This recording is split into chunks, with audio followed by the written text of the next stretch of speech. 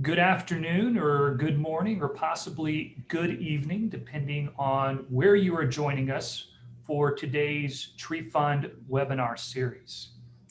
I would like to first welcome you on behalf of Auburn University Extension. My name is Bo Broadbeck, and I'm Extension Specialist in Urban and Community Forestry here in Alabama.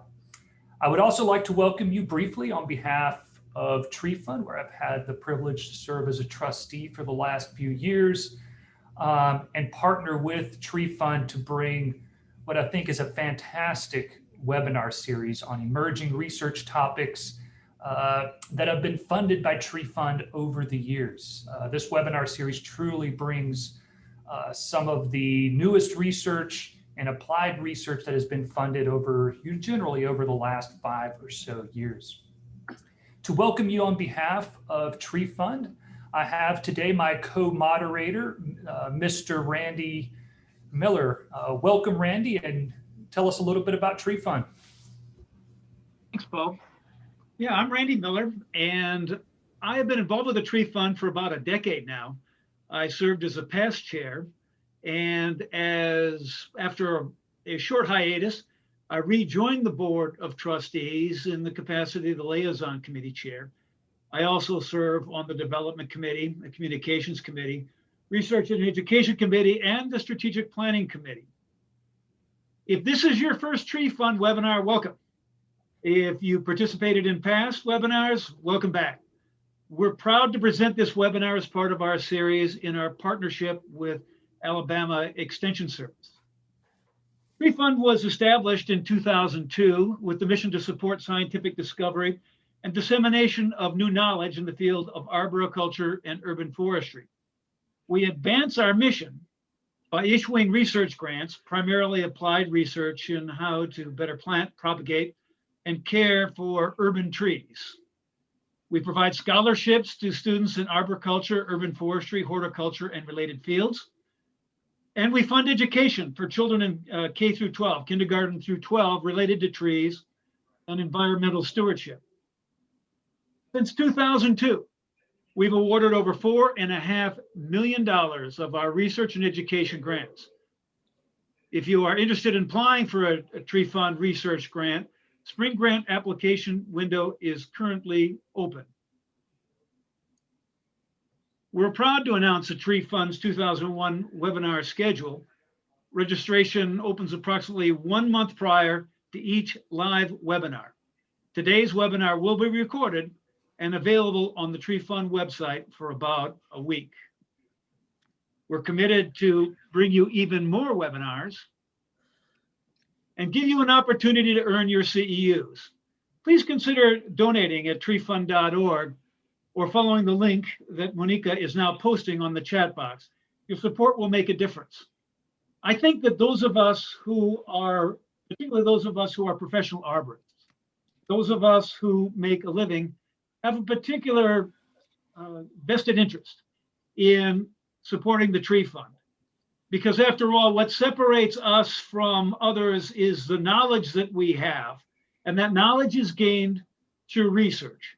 So if we are who we say we are, people who are committed to trees, we do ourselves and our passion, the trees, a service by donating to the Tree Fund.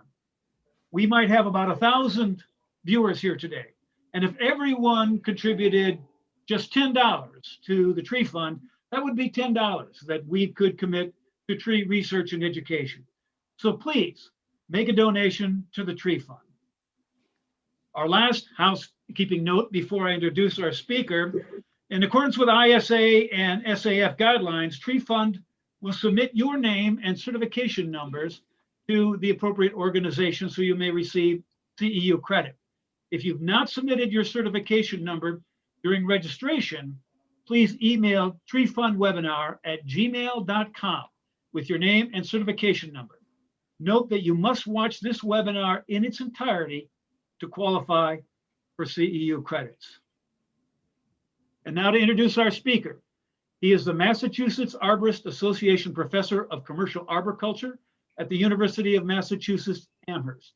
He's been involved in the tree care industry since 1989 and has worked his way up from a ground worker to a crew leader, PHC technician, arborist representative, and since 2002 as an educator and scientist.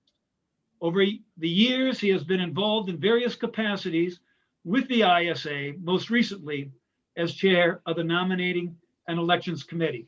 He's grateful for Tree Fund's continued support and research. Speaking to us today on loading a tie-in point while climbing, please help me welcome Dr. Brian Kane. Thanks, Randy. Thank you, Bo. And glad that everyone's on the call, the meeting. Let me just bring up my screen here. And so I would hope that this presentation is a good educational opportunity for everyone. And what I'd like to try to do for the next hour is kind of synthesize the results and the methods that we've used for 5 or 6 research projects over the past 4 or 5 years. Before I get started, just a couple of introductory slides first. There's contact information here, my email address, my YouTube page, our UMass social media links. If you have any questions today that we don't have a chance to get to, please feel free to email me. If you think of something a week from now or a year from now, don't hesitate. If I can try to help out, I certainly will. I'd also like to acknowledge, Randy already made a really nice overview and a really persuasive case for donating to the Tree Fund, even if it's only just a little bit. The Tree Fund has been hugely supportive of my work, as well as the work of a lot of other good researchers in the discipline. And it's really one of the only funding sources that we can go to when we are looking to kind of do these applied or hands-on research projects. So I definitely want to acknowledge that support. I also need to acknowledge, I'm very grateful for the support of the Massachusetts Arbor Association. I saw a bunch of people from Massachusetts signing on. And those people, many of them, if not most of them, contributed to the endowment that the Mass Arborists made to the university. And that's basically how I have my job. So I wouldn't be here if it weren't for the Tree Fund and the Mass Arborist Association. I also just want to acknowledge a few people you see on the screen here. These are either current or former undergraduate, graduate students, as well as one of my colleagues from the civil engineering department at UMass. And without their help, I wouldn't have been able to be here to present these results and these research projects, because they were, each of these individuals was pretty integral to making the project happen. So one last kind of introductory slide, which is the fine print. And I don't mean to shirk responsibility here of trying to provide some helpful information. I think this will be a really good educational opportunity, but it's important to remember that we're only kind of getting to the very bare minimum in terms of a lot of aspects of this topic that we would need to know in much greater detail if we wanted to really have a good sense of what was going on during the loading of a tie-in point. So there's several semesters of engineering, and there's a whole bunch of aspects of climbing that we're not really going to go into in any great detail. All of the projects that I'm going to mention today have all been published both in academic journals, and there's also some summary articles in TCI Magazine and Arborist News. So you can go back and find those articles, or if you can't find them, then just don't hesitate, email me, and I can hook you up with the detailed resources. So the outline for today's presentation is first to give a quick summary of 2 kind of introductory topics. And the first of those is how you choose a tie-in point if you're a climber. And the second is to kind of clarify the concept of what a load is and why it is important to understand them and to measure them. So we're going to spend just a few minutes in the beginning reviewing those. And then the rest of the presentation will be looking at first the methods that we used for these research projects, and then summarizing or synthesizing the results of those projects. There's 4 specific projects that I'd like to cover, and these are measuring the loads at a tie-in point, or some people refer to it as a primary support point, and generically you can refer to it as an anchor. So all of those terms, at least for the presentation today, are going to be interchangeable. We measured those measured loads during the following climbing situations, which you see listed there: during climbers ascending, during a climber working in the tree, like doing limb walks or swings, and then descending out of a tree and then stopping abruptly during descents. And lastly, simulated falls. So for A, B, and C, we actually measured climbers doing the actions that you see listed. For D, letter D, we didn't actually subject a climber to the simulated falls. We used an alternative method, just like a mass of barbell plates. And I'll show you some videos of what all those projects look like.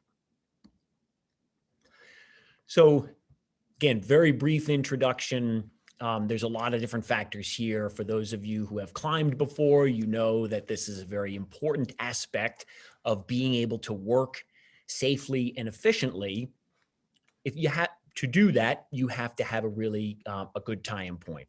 And so generally, everything else being equal, a good tie-in point is one that's going to be high and in the center of the crown of the tree. So the reason for that is you can see the climber standing on a branch here after doing a limb walk, and they're about 40 or 45 feet away from the trunk of the tree. The reason for having a high central tie-in point is that if you don't have that, the angle that your rope makes, which is, you can kind of see the rope right here, and the angle that rope makes with the trunk of the tree, the closer that gets to like 45 degrees, or the bigger the angle gets, the harder it is for you to balance on the branch that you're standing on. The other thing that happens as the angle gets larger and larger, so if you had a climber's rope looked like this, there's a really steep angle here. Most of the climber's weight is going to be held by the branch rather than the rope. So it's really important for the sake of balance, and it's really important for the sake of not breaking the branch, that you keep a high central tie-in point. There are circumstances when you might not choose a nice high central tie-in point, but in general, that's going to be the kind of standard that a climber is looking for when they're deciding where to tie in. The other thing that's important about a tie-in point is that it has to be able to support the loads that you expect are going to be put on that tree as you're moving around. So the tie-in point, in the olden days, there was kind of a general rule of thumb where you'd pick a branch and a trunk that the diameter was at least the size of your wrist. And the idea was you were going to scale your weight, which is kind of measured by the diameter or the thickness of your wrist. And that would mean a heavier climber, bigger wrist, you pick a bigger branch to tie into. The diameter of the tie-in point, the branch and the trunk itself, those are pretty important. They're in fact much more important than the wood the branch or the trunk is made of. The material properties, like different species have different wood strengths, those are still important, but the diameter is going to be a more important factor than the material properties. We're not going to go into that. That's part of what we call load-bearing capacity, which we're not going to have time to go through today. So we're going to focus just on the loading of the tie-in point. But if you were interested in knowing likelihood of failure of a tie-in point, you would need to know its load-bearing capacity as well. The other obvious thing about a tie-in point, you don't want to have defects like decay or cracks or weak unions. All of those things are going to reduce the load-bearing capacity and potentially cause you to be more likely to have a failure. So again, really brief kind of overview of choosing a tie-in point. There's a lot more to it than that. Obviously, experienced climbers are very good at choosing tie-in points to make it easier for them to move safely and efficiently around the tree. The second introductory concept is, what is a load? And so people, engineers and physicists have very specific definitions for things like loads, forces, bending moments, stresses, torques, et cetera. Arborists and biology people tend to not know exactly what those definitions are. So it's important to kind of just separate each of these things so we're using the terms in the way that an engineer would use them. Load is kind of a generic catch-all term. So when we think of forces, and the force is like the weight of a climber, or the drag, which is the force of the wind acting on a crown of the tree, or if you're rigging and the weight of a piece that is caught by the rope as it gets rigged out of the tree, those are all forces, either gravity or wind. Those are all forces, and those are loads. So a load includes a force. Loads also include what we call torques, and sometimes you'll hear them called bending moments. Those terms are effectively interchangeable. When a force acts on a lever or over a distance, a torque is created, and that also is a load. So a load is kind of a more catch-all phrase. Here's just an example of a torque. The force in this case is the wind, that's the drag, and it's shown with that red arrow pointing to the right of the screen. Then there is a lever that's indicated by the yellow line. And because this wind acts on the crown of the tree, but the ground is what's holding the tree in place, that's what gives you this torque. The force times the distance. So the drag, the amount of drag times the distance to the ground, that would be the torque. And we think of this in terms of like foot-pounds, whereas the force would just be the pounds of drag or the pounds of weight if we were thinking about a rigging load. When you're climbing, if you set either intentionally or hopefully it's unintentionally, you're not really thinking about it, if you set your climbing line away from the branch union, there's also going to be a torque created. So the distance or the lever now still is indicated by this yellow line, and the weight, your weight as a climber is indicated by that red arrow pulling down. So this also creates a torque. And so it's no longer just the weight of the climber, but now you have to multiply the weight of the climber by whatever that distance is of the torque. So the farther out on the branch your rope is, the greater the amount of torque that's going to occur at the branch union. If your rope is right in here at the branch union, then there is no torque because there's no lever. So one other quick introduction, or two other quick introductory slides on this concept of loading. When we think of loads, which again, we're thinking of including things like forces as well as moments, bending moments or torques, we have to think of three key characteristics of those loads. And those three characteristics are the magnitude, the duration, and the frequency of the load. And I'll show that in the next slide, which will be a lot clearer. But the reason all three of these things are important is related to likelihood of failure. So normally when we think of loads or forces, we basically only are thinking about the magnitude of those forces. How much are they? How much force is it? But the other aspects of loading, the duration and the frequency, are equally important if we are trying to determine likelihood of failure.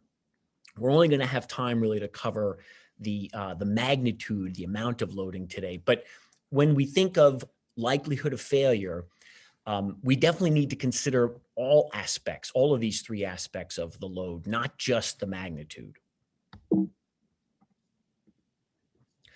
So the magnitude, as we've said already, is just how much, the amount of the load. And so if it's a force, it would be 100 pounds or 1,000 pounds or whatever that happens to be. If it's a torque, then it's going to be a measure of foot-pounds. So 4,000 foot-pounds of torque or 2,000 foot-pounds of torque. There's obviously infinite numbers that could be put in there. The duration of the load is simply how long the load lasts. So this could be, if you're thinking about like a rigging load, shock load, that might only last a fraction of a second. Whereas the load of snow accumulating on branches, that could be a load that lasts for several hours, if not days, depending on how much snow you have and whether it's cold or not, and the snow melts off. So the duration is just as important in terms of understanding likelihood of failure. We're just not going to have time to cover that aspect of loading today. the last thing is the frequency of the loading. And the frequency and the duration are somewhat related.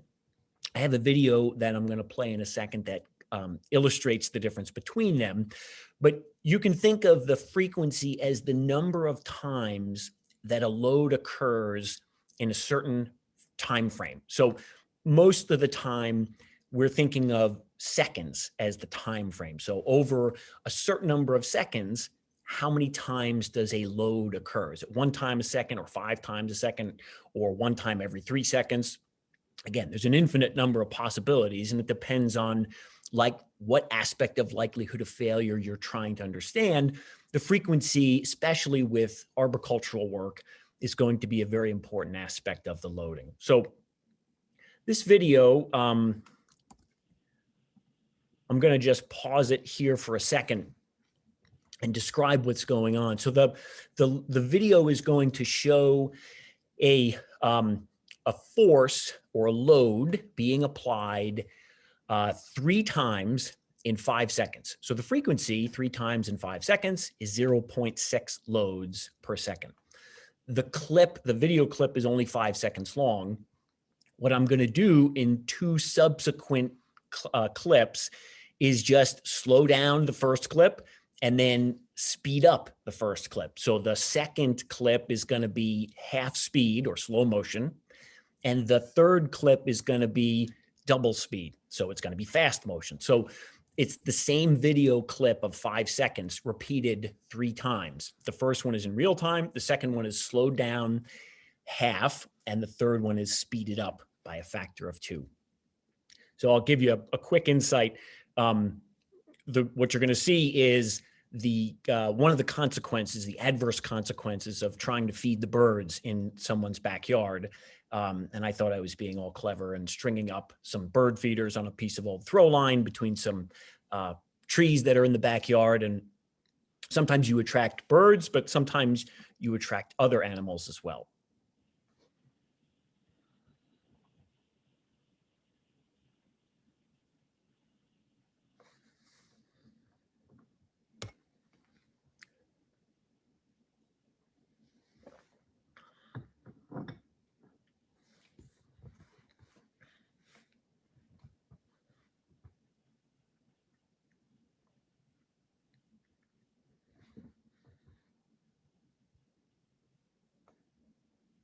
So this is the slow motion clip.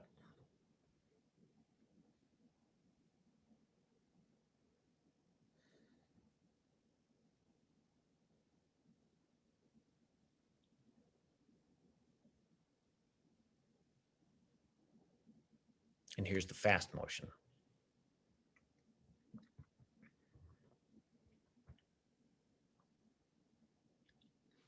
Okay, so obviously not the kind of loading we are normally doing, although the bear is fairly adept at limb walking, not strong enough quite to break the branch, but has shook the feeders off of the hooks that are hung up on the throw line. So it's an ongoing battle between us. Let me review now the experiments that we conducted and note that we'll then go into the results of those experiments. So first, just a description of the methods, and then the results of each of these separate experiments. Sorry, let me go back and say one thing. In general, these experiments are basically the same thing. So it's measuring the rope tension during different climbing actions. And the load cell is going to be at the anchor with one exception that I'll describe in a second. And so the load cell then is providing us with the actual forces at the tie-in point as a climber is ascending or descending or whatever. And so the load cell is, and this is why the tree fund has been so helpful in more than one way. But these load cells, I got a grant from the tree fund to buy these, and this is why it's so important to be able to afford this kind of equipment. These are not cheap, so the whole set was multiple thousands of dollars, but it makes it really nice to be able to categorize the loads, not just their magnitude, but also their duration and frequency. And these load cells are sophisticated enough to be able to do that. So it doesn't look very fancy. It's basically just a shackle. And this blue box on the left-hand side is the electronics and the load. And there's a wireless system in there so that you can record things from a laptop on the ground. And basically what's happening is in this particular setup, you can see there's a sling that holds the shackle, and then there's a rope that is tied to the shackle. This is, in this case, for a canopy anchored stationary rope system, or SRS. The climber ascends on this blue rope, and we measure the force in that load cell for the entire duration of the ascent. And then we did the same thing when a climber was doing limb walks and swinging to branch stations. And we also did the same thing when a climber was descending off a canopy anchored system and stopped abruptly. So like basically let go of the friction hitch and stopped pretty quickly. And that causes a little bit of what we call an impulse load since it's a short duration. And then the last thing we did, again, on a canopy anchored stationary rope system is simulated falls. And so I'll show you videos of each one of these types of actions in a second. But just to add to this, we also measured basal anchored stationary rope systems. So canopy anchor is one way of securing your rope in the tree for stationary rope climbing. You can also use a basal anchored stationary rope system. And so in a basal anchored system, we actually have two load cells. So the left-hand image here shows one of those load cells attached to the base of the tree. The rope then comes up, goes over a tie-in point and back down several feet just out of the picture in the center frame. And then the right-hand frame is showing, it's a little bit closer to the ground here because it hasn't been hauled up to the tree yet. The orange rope is the rope that we're testing. It's the rope that runs over the tie-in point. It's attached to a load cell. And then the blue rope is the rope that the climber actually ascends on. So the shackle that connects the orange and the blue ropes is measuring tension in the working part or the lead of the rope. And the load cell or load shackle at the base of the basal anchor is measuring tension in the running end or the fall of the climbing line. So in the case of basal anchored systems, which we measured tension in two different load cells, we measured those during climber ascents and we measured those during descents as well. So we didn't measure a basal anchored system with limb walks, and we didn't measure it with simulated falls, just these first two aspects. So just in case you're not familiar with the different methods of ascent, we basically tested two different methods. So foot locking, and I was never really fast at foot locking, but I'm much slower now. So I'm just going to spare you the pain and speed up the video. I think that might be 10 times faster. And also did a bunch of experiments with foot and knee ascenders. So using two ascenders on feet and foot lock. So there's a couple other variations of that, but that's basically the two methods of ascent. Whoop. When you do that, those load cells actually, again, because they're pretty expensive, they not only measure the magnitude of the load, how much it is, but they also measure it over a period of time. So every second, the load cell is measuring 100 loads, basically. So it's giving you a really precise and kind of time-sensitive measurements, which gives you the ability to kind of look at what we call a time history of loading. So it's basically just a plot or a graph of the magnitude of the load for a certain period of time. And so in the experiments, it's the length of the ascent or the length of the limb walk or the length of the descent or the length of the simulated fall. So you can then plot these out like on a graph, and you can watch what the load does over a period of time. So in all of the graphs that I'm going to show, these time histories, I'm going to show 3 or 4 of them in these next several slides. The basically what we're going to show is not the actual load, so not the force at the anchor point, but we're going to show the force divided by my weight, or the weight of the simulated falls, the barbell plates that we used. And so this gives you a multiplier. It gives you a multiplier of the climber's weight. So it's easier then to apply that to other climbers. So obviously a climber who weighs more is going to cause more load or more force at the tie-in point, everything else being the same. So you can take those numbers and convert them to your weight, obviously including your climbing gear, to give you a sense of what's going on in terms of the magnitude of the load. You'll see in all of these ascent time histories, the load is going to oscillate, so vary back and forth, up and down, between a number that is a multiple that is greater than the climber's weight and a multiple that is lower than the climber's weight. And the reason this happens is because there's acceleration as the climber is fighting gravity to gain height. But there's also a bit of, you can think of it as bouncing, basically, as the tie-in point deflects a little bit under the weight, and the rope itself will act a little bit like a spring. So there's this kind of bouncing, and anybody, again, especially if you footlock, you feel that in the tie-in point in the rope as you're ascending. So there's going to be a multiplier, and you'll notice that it's going to be more. It's going to be more than the actual weight of the climber. So this is an important thing to remember. The force that you exert, even if you're just climbing with no other, no falls or anything like that, it's going to be more than your weight. So here's a time history. This is only a 10-second time history, really short, just a kind of brief capture of a climber ascending using foot and knee ascenders. And so again, this vertical axis here is showing the multiplier, the force at the tie-in point, or the load, divided by the climber's weight.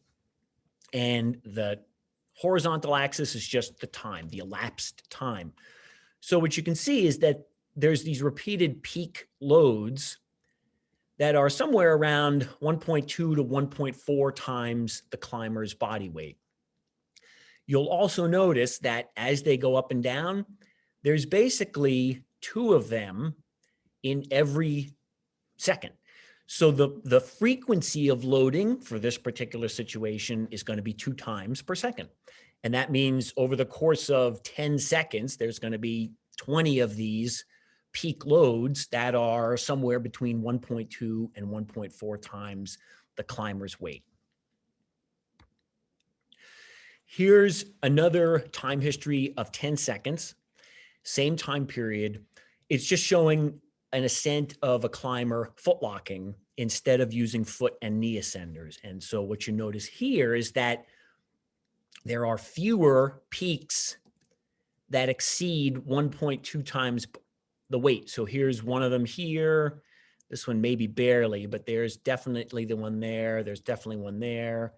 There's definitely one here, and there's one out here. So unlike the previous time history where there were 20 peaks that are greater than 1.2, there's only 5 of them here. So this, you can just quickly compare the frequency when you're footlocking or when you're using foot and knee ascenders.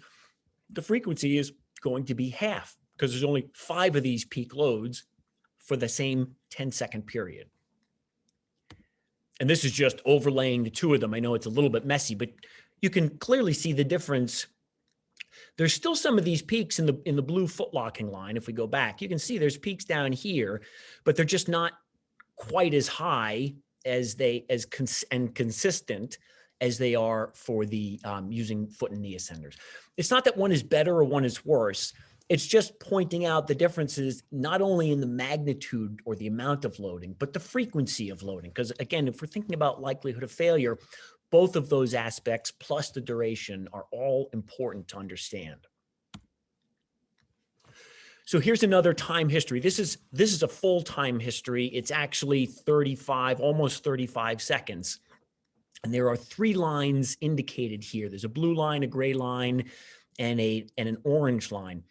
The vertical axis is once again just the load measured divided by the climber's weight, and the horizontal axis is the time. So each of these lines corresponds to a load at a different location in a basal anchored SRS. So the working end, or the lead of the rope, is this blue line. And you can see that looks pretty much like the previous time histories we looked at. You also can look in like the first 3 or 4 seconds as I am kind of gradually gaining height.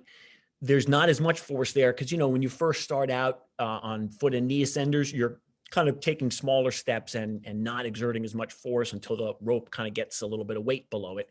But then for the rest of it, it looks pretty much exactly like the ones we just saw in the previous slide. The orange line here corresponds to tension in the running end, or the fall of the rope, which is the part of the rope that goes down to the basal anchor. You notice that it doesn't move very much at all. So it doesn't look at anything like the blue line. And you'll also notice that it is a little bit less than 1.0, which means it's a little bit less than the climber's body weight plus climbing gear. The gray line is just the orange line and the blue line added together. And so it's going to look exactly like the blue line, but it's going to be shifted up by this amount, by 0.9 basically. So the values for the gray line are going to be 0.9 greater than the values for the blue line. And it's because it's basically just the addition at the tie-in point. Both parts of the rope, both ends of the rope, are exerting a load or a force on the tie-in point. In the rope itself, so this is the ascending rope. The climber is ascending on the blue rope, but the orange rope is what we're testing. In the blue rope, there's this blue line. That's how much tension is in it. In the orange section here, the basal anchor tension, it's this orange line here. Doesn't change. It's about 90% of the climber's weight. And then the gray line is just the addition of both of those, but that's actually what the tie-in point experiences. That's the load the tie-in point has to bear. So it's almost, the maximum looks like it's about almost 2.5 times the climber's weight. So this is one other important concept that we didn't cover earlier in the loading aspect. This has to do with the friction involved in a basal anchored system. And this is just in general, friction is a very important concept that arborists intuitively understand, but it's good to kind of put some numbers on it and see exactly what the effect of friction is when a rope is running over either a branch or a piece of gear, whether it's pulley or some rings or any of those things that you might have a rope running over. So what you notice, here's those same, this is just a 10-second version of this previous graph here. But what I want to point out is this orange line, which is again about 90% of the climber's body weight, is based on the rope running over this London plane tree bark, which is obviously a lot smoother than the bark of this black birch, Betula lenta. So the more friction you have here when between the rope and the surface that it's running over, this orange line is going to get smaller and smaller. So the amount of load at the tie-in point is going to be greater when there's less friction in the between the rope and whatever it's running over. If you ran this rope instead of over the branch and you ran it over some rings that you had attached to the branch, there would presumably be even less friction than on a London plane tree, and that would potentially make this orange line closer to the climber's body weight. So the closer The less friction there is, the closer this orange line is going to get to the body weight, and maybe even more than that. So the second set of experiments was on limb walks. And we also did some swings as part of this. The limb walk here is this is just a kind of abbreviated version of climber walking out, stopping, counting to 10 at a branch station, simulating, work like a ITCC climb basically, and then walking back in on that limb walk, and then pausing and redoing the trial again. So the load time history is going to look a lot different for that set of actions than it would for ascending, foot locking, or using foot ascenders. At the beginning of the time history over here, the value, the multiplier is going to be 1, because the climber basically pauses and is completely supported by the tie-in point. So there's no motion, no limb walking, no nothing. And as a result, the value there should be 1. It's exactly what you see. As the climber starts moving, there's a little bit of up and down because there's some acceleration involved. So the magnitude is going to be greater than the climber's weight because the climber is accelerating.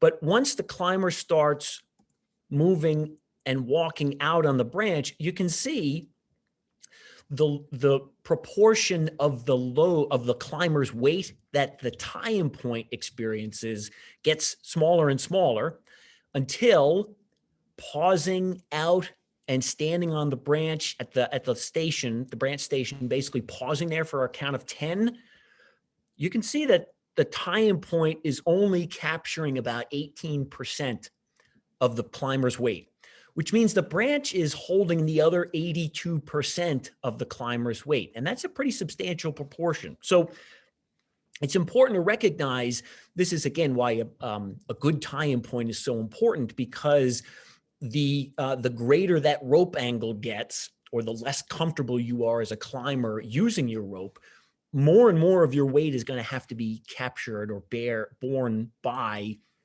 the actual by the branch itself. And you're much more likely to break the branch, or if you're in a competition, you're much more likely to sink the plumb bob into the bucket of water. So as the climber walks back away from the branch station, back towards the trunk, more and more of their weight is being held now again by the tie-in point. And then there's a brief period here of 10 seconds or so where I actually stopped at the base of the branch. So it's not standing at the branch station anymore, but pausing there to take slack out of the system. And so the branch at this point is holding 100% of my weight as I take slack out. But then once I start ascending back up, you can see that the values are once again somewhere around my body weight as I kind of climb back up to where the starting point is.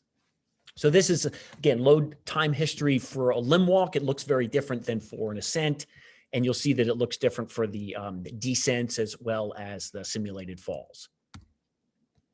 So the descents, I unfortunately don't have any good video clips of that. But the descent, basically, this is the full time history of one of those basal anchor ascending, pausing, and then coming down. And the first 34 seconds is just the ascent. It's this portion out here, this last 10 seconds or so, where you can see there's these large increases in the ratio of loading divided by the climber's weight. And that's when the climber stopped abruptly. So basically start descending out of the tree, and at kind of pre-marked points, let go of the friction hitch so that you stop really, really quickly and cause these much larger peaks in the force, the load that the tie-in point experiences. Okay, so the last experiment is the simulated fall, which is dropping of a drop mass. And so it's basically 4 barbell plates. That is, the total weight is about 175 pounds. This is going to be in slow motion. So and there's not three iterations of it. It's just one version of the test. So what you see here, the blue rope is the rope that we're testing. These other ropes are just ascent lines, and this series of red ropes here is a haul rope to pull the drop mass back up. There's a shackle here that you can't really see. It's behind this blue rope. There's also a prusik loop here, and the prusik is secured above the spike in the line so that it doesn't move at all. And it's basically simulating like worst case scenario of a climber falling. The load cell is still up out of the screen here, kind of up above where that blue rope leaves the screen.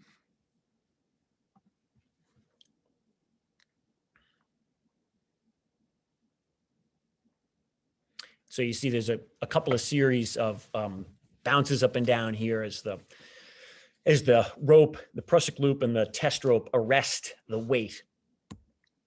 So the load time history here looks a lot different. In this case, the time history itself is very, very short. The total time is only 2 seconds. That first impulse load where the prusik first arrests the downward motion of the falling mass, starts here at a little bit before 0.1 second, so a tenth of a second. Then it shoots up to 10 times the weight. So those plates weigh 175 pounds. This is 1,750 pounds. And then it comes back down to zero, literally less than 0.2 of a second. And you can count that. I'm not going to bore you with it, but you can count each one of these points here is 1/100th of a second. So this is the load cell measuring tension in the rope at 1/100th of a second intervals. You can see there's also a second peak. The zero values here where the barbell plates are moving back upwards. So they're not being held by the rope at all. But then when they fall back down, there's another load that's about 5 times the weight. So within less than a second, there's 2 very high magnitude loads on the test rope and the prusik itself for that matter. So again, a real quick version of these different experiments that we looked at. And now I'll just go through the results quickly. In general, the weight of the climber is going to be the most important factor in terms of determining what the load at the tie-in point is going to be. The maximum value we recorded is almost 11 times the body weight, which is in the simulated fall tests. Obviously, if you're using a basal anchored system, there are going to be greater loads at the tie-in point, but it definitely depends on how much friction is present at the tie-in point. I didn't show you all the different types of ropes and all the different techniques and ascent techniques and climbing techniques, but basically those things didn't have a huge impact on the magnitude of loading. So the weight of the climber is going to be the most important thing, kind of regardless of whether you are foot locking or using foot and knee ascenders. In terms of the magnitude, there's not a huge amount of difference between ropes. And so I'll show you some of these detailed results now before I get to the questions. So here's the load at the tie-in point divided by the climber's weight. This is the maximum load during an ascent. And there's 3 different columns here. The first is for ascending on foot and knee ascenders. The second is for foot locking. You can see those values are basically the same, 1.5, 1.6 times body weight. The third column is on a basal anchored system. And obviously it's going to be a little bit more in that case. But you notice it is not double these values on the 2 left-hand columns. So you're never going to have double the amount of tension or force in a basal anchored system because of the friction that's present between the rope and whatever it is it's running over. More friction, the value here would be less. Here's a sample of 5 different ropes that we tested. Again, maximum load during an ascent, tie-in point, load divided by the climber's weight. And they're pretty much the exact same. Safety blue is a little bit less, but not meaningfully and certainly not statistically significant. So regardless of the rope you use, and these ropes have somewhat variable elastic properties, different diameters, different constructions, different materials, really not a huge effect of them on the results. On a basal anchored system, here's the difference that we looked at before.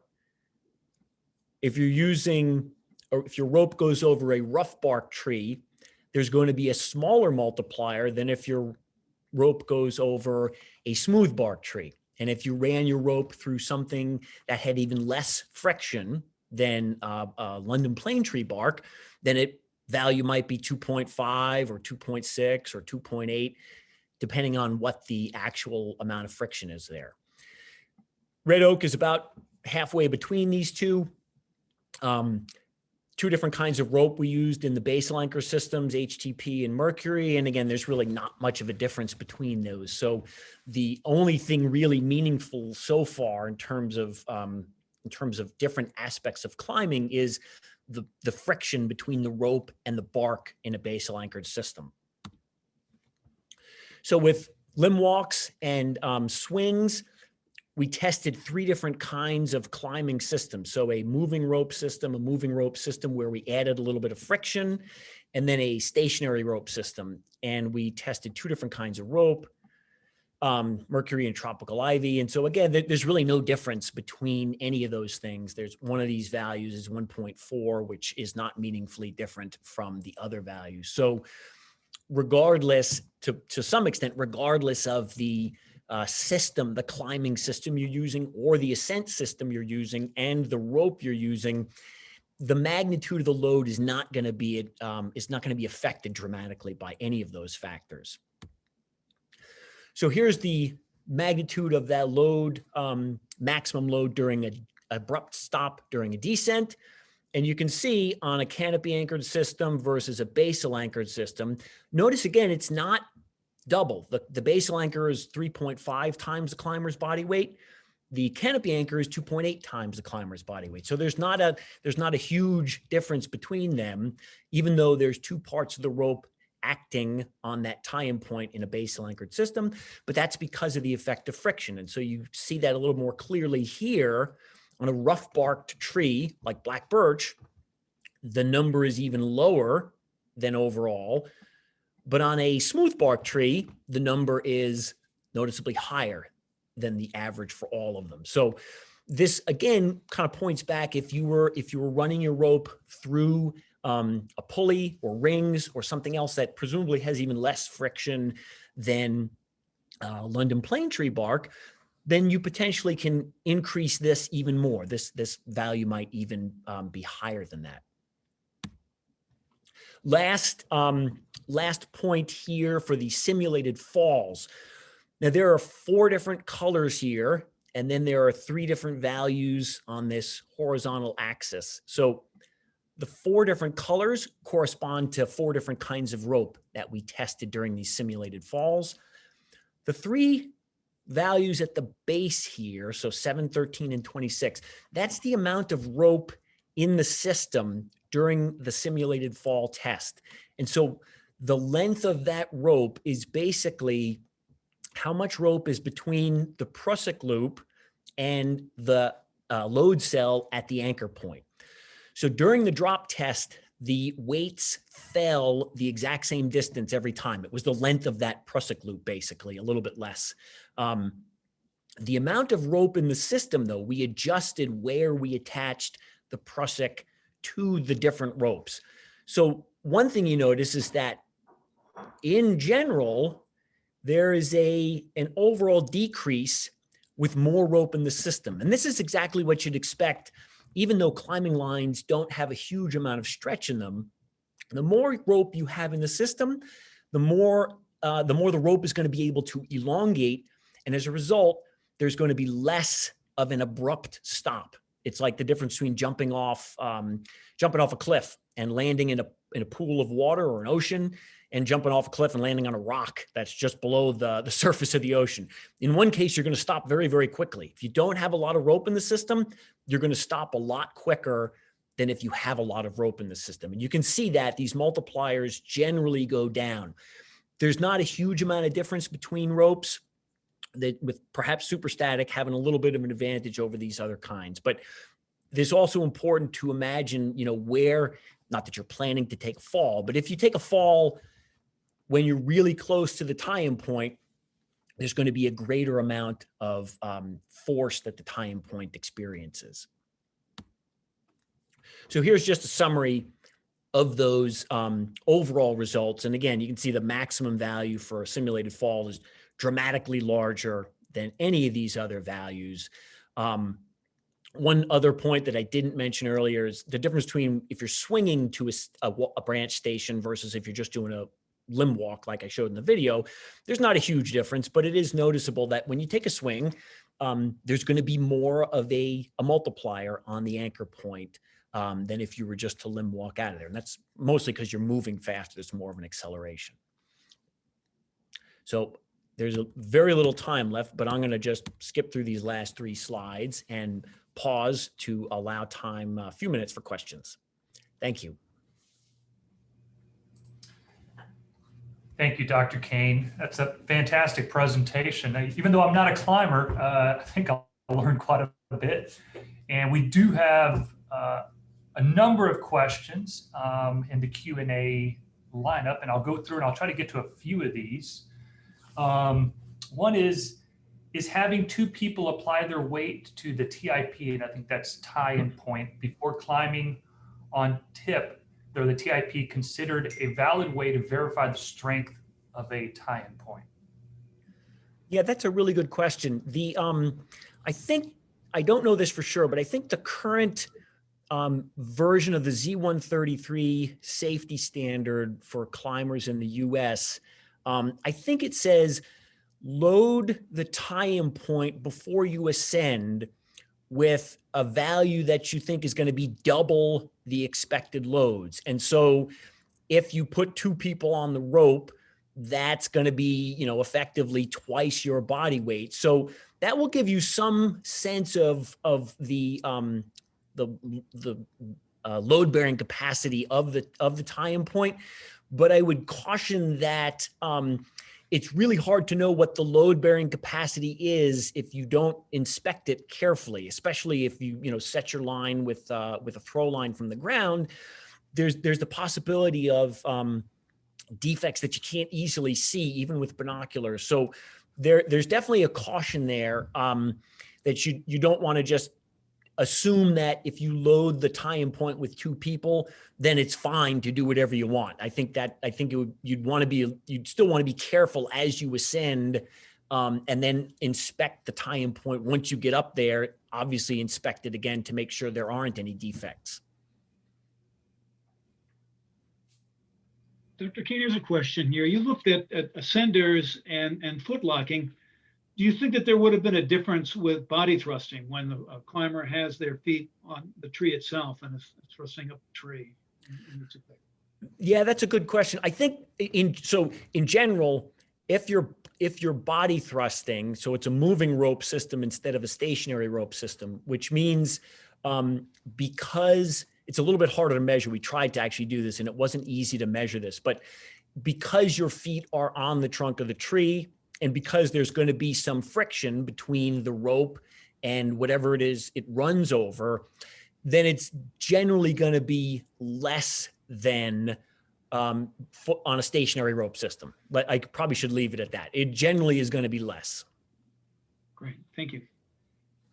This question, I think, is aimed at some of the latter part of your presentation. It says, did you test for comparison using new rope versus a daily used rope? If yes, was there any differences on how each handled the applied loads? Yeah, that's a really good question. And the short answer is all of the ropes we used were pretty much brand new. And the reason we did that is it's really hard to kind of to quantify how much use a rope has. And so in the past, we've basically like taken pictures of the rope and looked at its fuzziness, which obviously is a measure of how much it's been used. But if you have a fuzzier rope, the values of friction are going to be much higher whether you're running your rope over rings or a mechanical device, or whether your rope goes over a branch. So in that case, especially if you're on a basal anchored system, the multiplier is going to be less because there's going to be even more friction than you would have with a brand new rope. Thanks, Dr. Kane. We have time for another one, Bo? Sure, why not? Dr. Kane, you got a minute? We have a couple questions here about how far your drop test was with the weights. You simulated a fall. Oh, so that, yeah, so that it was basically like, I think it was 1.2 or 1.1 meters. I'd have to go back and look at the exact number. So it's basically like a 3-foot drop, a little bit more than a 3-foot drop. Got it. And we kind of imagined that's, you know, about the worst that somebody should fall if they're climbing appropriately. I would point out one thing, since I just want to mention this. I didn't mention this during this slide, but a simulated fall obviously is going to put a huge amount of force on the tie-in point. So almost 11 times your body weight. Your body is going to break way before a tie-in point will break. So if you actually do take a fall and it's like one of these worst case scenarios, in some ways, the tie-in point failing is the least of your problems, because you're probably going to break yourself in half if you subject yourself to a huge force like that. Wow, great. Dr. Kane, thank you very much for a fantastic presentation. I know there was lots of information here, and I think, you know, this presentation really, you know, tying this back to Tree Fund, and if I'm not mistaken, this was funded through the Safe Arborist Techniques grant at Tree Fund. And so I saw a lot of you donated during the webinar today. Thank you very much. This is the kind of work that Tree Fund likes to support. And so that grant will continue. We'll be looking for more grant applicants and hopefully continued work in the Safe Arborist Techniques area like this today. I would remind you, this is being recorded. It will be available for a time on the Tree Fund website if you want to go back and maybe rewatch some of these sections, because Dr. Kane, you threw a lot of information and packed a lot of information in here. And so go back and take a look. I will send Dr. Kane these questions, and we might put together a little Q&A sheet with some of the, you know, the common questions that came out that we didn't get a chance to reach in today's webinar. With that, thank you, Monica, for taking care of the funding and making sure that, you know, we recognize the people that were contributing and supporting today's free webinar. And Randy, as always, thank you for helping moderate and introducing us to Tree Fund. Great. Dr. Kane, fabulous. That was great. Thanks, everybody. Thank you for your help. Thanks all, and have a good rest of your week, and see you in a few weeks on our next Tree Fund webinar series. So thank you. Thank you. Bye.